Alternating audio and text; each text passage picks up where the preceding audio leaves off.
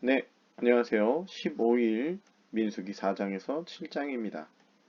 먼저 민수기 4장은 레위 지파의 인구 조사에 대한 이야기를 다루고 있습니다. 인구 조사의 명령과 할 일, 인구 조사에 대한 내용입니다.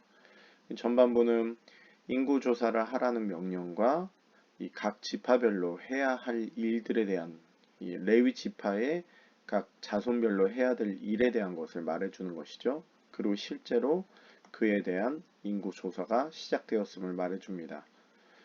특별히 여기에서 각 그 자손별로 이야기를 할 때 이 설명은 이 고핫, 게르손, 무라리로 진행이 되는데 이것들은 이 성막의 일종의 단계별로 이 안쪽부터 바깥쪽으로 커지는 단계별로 이 서술을 합니다.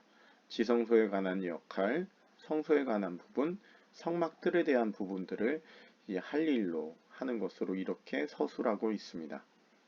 그렇게 각 그 레위 지파에 대한 할 일에 대한 설명을 하는 것 그런 정도로 이해하시면 될 것 같습니다. 자, 5장은 규례들에 대한 이야기입니다. 부정의 제거인 것이죠.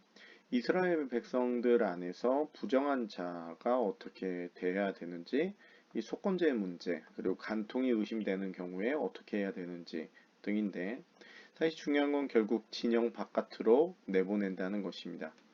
일종의 이게 뭐 쫓아낸다라는 개념보다는 우리가 이 코로나 시기 때 지금 이 일종의 이 질병에 있는 자를 이렇게 격리시키는 모습이 있지 않습니까? 그런 것처럼 부정한 것이 이스라엘이라는 진영 안으로 들어오지 못하도록 일종의 이 격리를 시켜 놓는 것과 마찬가지인 것이죠. 그래서 정결하게 되어 다시 합류할 수 있게 만들어주는.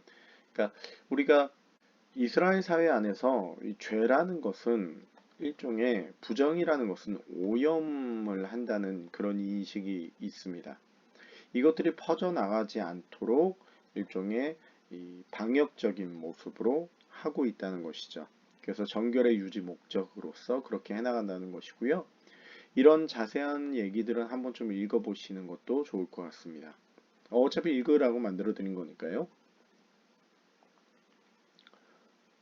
자, 이제 6장입니다. 나시린의 규례와 제사장 축복에 대한 이야기인데요.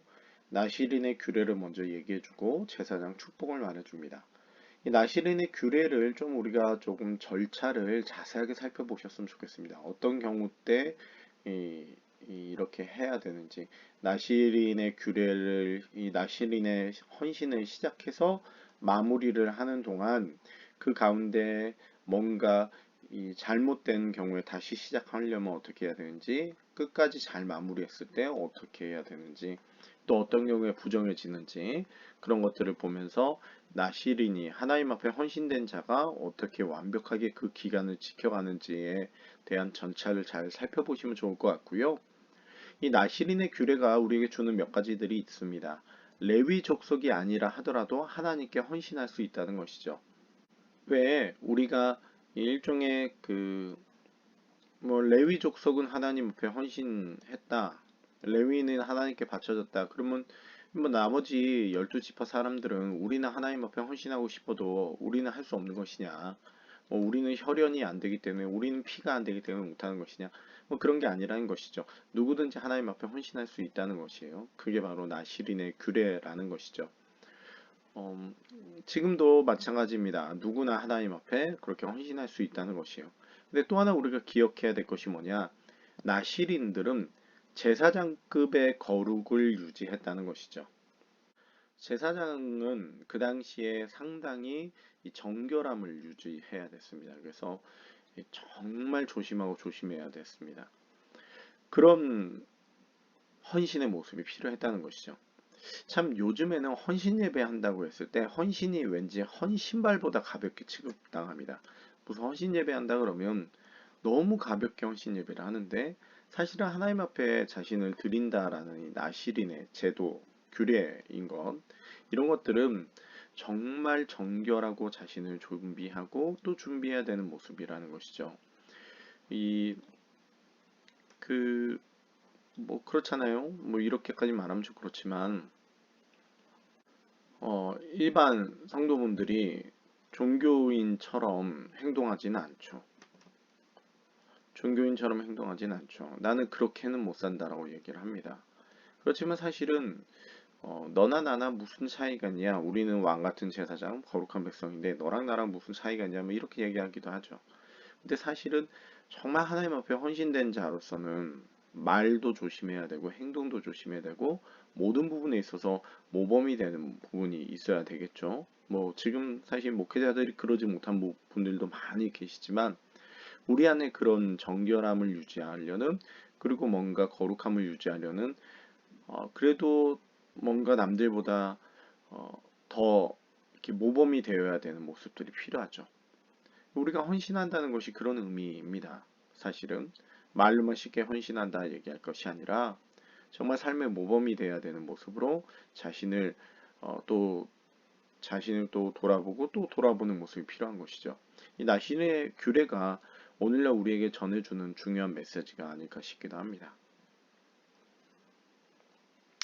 네, 마지막으로 일곱 번째 장입니다. 성막을 위한 예물 이야기인데요. 성막이 완성되었고 그 성막을 위한 예물들에 대한 이야기가 나옵니다. 이 부분이 상당히 재밌는 게 뭐냐면 출애굽기 40장 맨 마지막에 성막이 완성이 됩니다. 그리고 레위기 이야기가 나와요. 그리고 민수기 이야기가 또 나왔습니다. 근데 민수기 7장에 와서 다시 이 이야기로 돌아간다는 것이에요. 성막이 완성된 때로 돌아간다는 겁니다. 1절에 그런 이야기들이 나옵니다. 그렇다면 1에서 6장은 도대체 무엇인가? 왜 시간 순서대로 기록하지 않았는가? 일종의 이해를 돕기 위해서 1에서 6장을 먼저 기록한 것이 되는 것이죠. 이 7장에서 이제 성막을 위한 예물들을 헌납하게 됩니다. 그런데 이 예물들을 헌납하기 전에 앞서서 그것들이 필요한 이유에 대한 설명이 앞서 1에서 6장을 통해서 살펴볼 수 있게 되는 것이죠. 어떠한 역할, 임무들을 줍니다. 그 임무들을 주어야 이것을 설명을 해줄 때 그 헌납이 왜 필요했는지를 말해주게 되는 것이죠. 그냥 먼저 예물들을 헌납했고 그 이후에 이유가 설명이 된 게 아니라 그 이유를 먼저 얘기해주고 그 헌납의 필요성을 말해주고 그 헌납한 모습을 이야기를 해주는 것으로 그렇게 서술하고 있다는 것입니다. 네, 이런 부분들을 중점 두시면서 묵상하시면 될 것 같습니다. 네, 감사합니다.